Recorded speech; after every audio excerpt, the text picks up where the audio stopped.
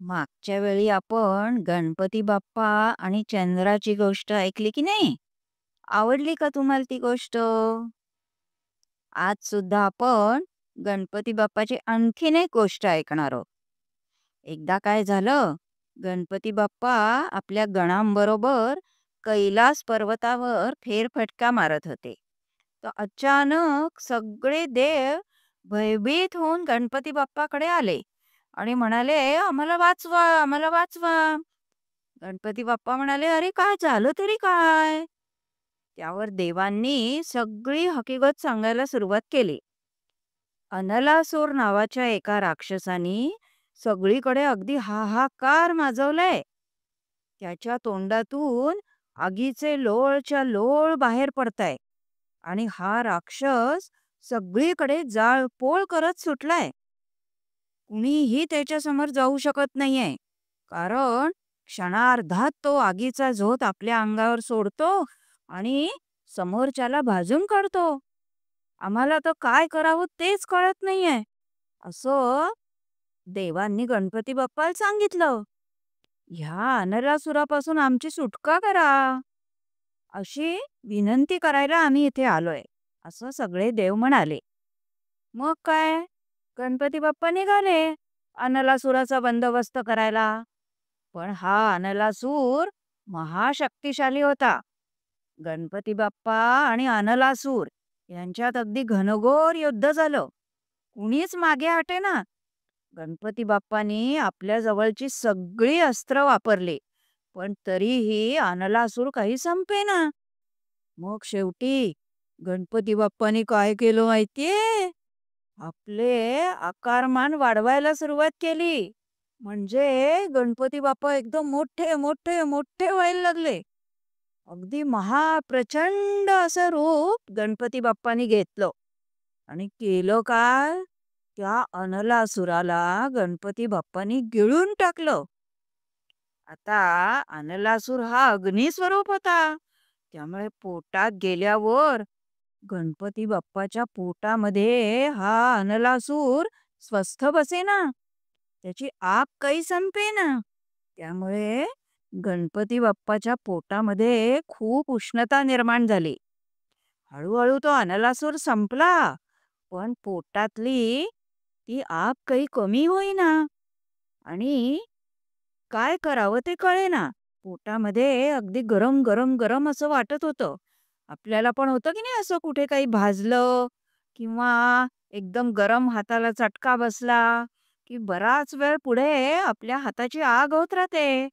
तसं झालं. मग देवानी चंद्राला बोलावलं. कारण चंद्र हा त्याच्या शीतलतेसाठी प्रसिद्ध आहे की नाही. चंद्र गणपती बाप्पांच्या डोक्यावर येऊन बसला. पण तरीही गणपती बाप्पांना फारसं काही बरं वाटलं नाही. थोडा थंडावा मिळाला, कारण चंद्र हा त्याच्या थंड गुणासाठी प्रसिद्ध आहे. त्यामुळे गणपती बाप्पाला थोडं बरं वाटलं, पण पूर्ण बरं काही वाटेना आणि पोटामधली आग मात्र होतीच आहे, असं वाटत होतं. मग आता शंकराच्या अंगावर थंडाव्यासाठी साप असतात की नाही, तसे गणपतीच्या कमरेला सापांचं वेटोळं केलं. मग त्यामुळे गणपतीची आग आणखी थोडी कमी झाली. पण तरीही गणपतीला अगदी पूर्ण बरं वाटलं असं काही झालं नाही. मग मात्र देवांनी काय केलं माहितीये? देवांनी खूप साऱ्या दुर्वा आणल्या. कारण दुर्वा ह्या पण शीतलतेसाठी प्रसिद्ध आहेत. त्यामुळे आपण जर का दुर्वा अंगावर घेतल्या, तर आपल्याला एकदम थंड वाटतं. म्हणून आपण जेव्हा हिरवळीवर चालतो की नाही, तेव्हा आपल्या पायाला पण कसं खूप बरं वाटतं. पायांची आग होत असेल, तर मुद्दाम आपल्याला हिरवळीवर चाला असं सांगितलं जातं. तसं देवांनी गणपती बाप्पासाठी खूप दुर्वा आणल्या आणि त्या गणपती बाप्पाच्या अंगावर घातल्या. त्यामुळे मात्र गणपतीचा दाह अगदी खूप कमी झाला. शिवाय गणपती बाप्पाला देवांनी काय केलं? दुर्वांचा रस काढला आणि तो पण प्यायला दिला. मग तर गणपती बाप्पाला पूर्णच बरं वाटलं. त्याच्या पोटातला अग्नी एकदम शांत झाला. आणि मग तेव्हापासून गणपती बाप्पाला दुर्वा एकदम प्रिय झाल्या. आणि म्हणूनच गणपती बाप्पाला आपण पण दुर्वा वाहतो. ही पद्धत तेव्हापासूनच सुरू झाली. ह्या दुर्वा औषधी पण आहेत बरं का. दुर्वांचा रस होण्यासाठी वापरला जातो. आपल्या शरीरातील विषारी घटक यामुळे बाहेर पडण्यास मदत होते. त्यामुळे आपले त्वचेचे विकार बरे होतात. दुर्वांच्या रसामुळे आपली रोगप्रतिकारक शक्ती पण वाढते.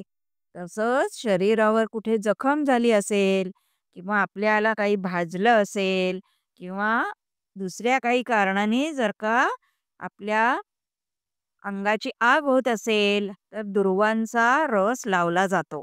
आणि त्यामुळेच गणेशाच्या पूजेमध्ये पण दुर्वांना खूप महत्त्व आहे. दुर्वांमुळे गणपतीच्या पोटातली उष्णता कमी झाली. अनलासूर संपला. अशी ही गणपती आणि अनलासुराची गोष्ट. आवडली का तुम्हाला?